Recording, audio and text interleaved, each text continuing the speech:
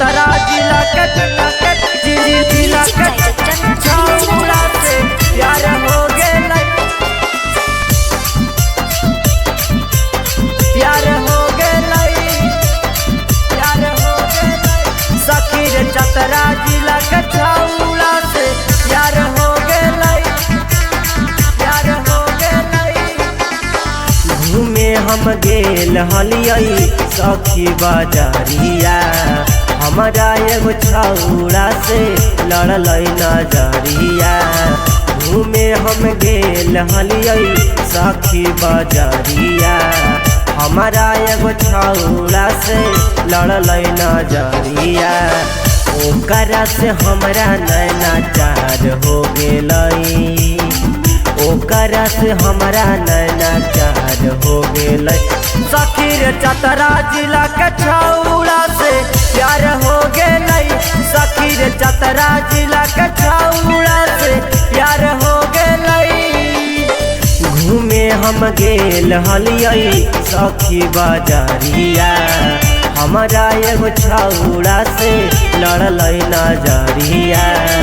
ओकरा से हमरा नैना चार हो गेलै ओकरा से हमरा नैना चार हो गेलै सखी रे चतरा जिला के छौड़ा से प्यार हो गेलै सखी रे चतरा जिला के छौड़ा से प्यार हो गेलै प्यार हो गेलै सखी रे चतरा जिला के जिला के छौड़ा से प्यार हो गेलै प्यार हो गेलै प्यार हो गेलै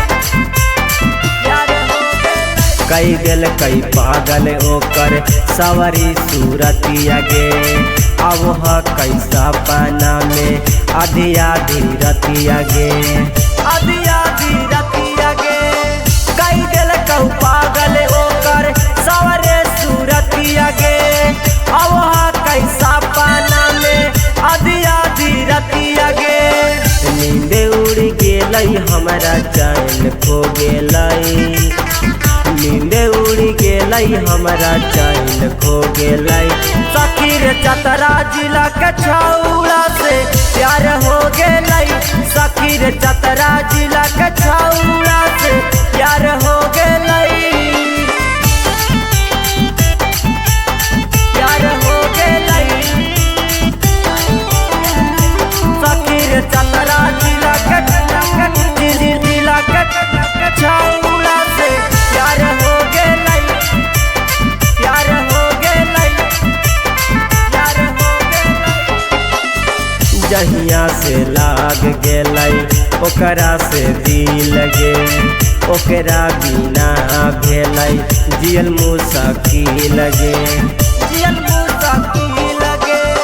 जहिया से लाग गेलै ओकरा से दिल गे ओकरा बिना भेलै जियल मुश्किल गे अकलुआ में दर से नजरवा लड़लै अकलुआ में दर से नजरवा लड़लै सखी रे चतरा जिला के छौड़ा से प्यार हो गेलै सखी रे चतरा जिला के छौड़ा से प्यार हो गेलै।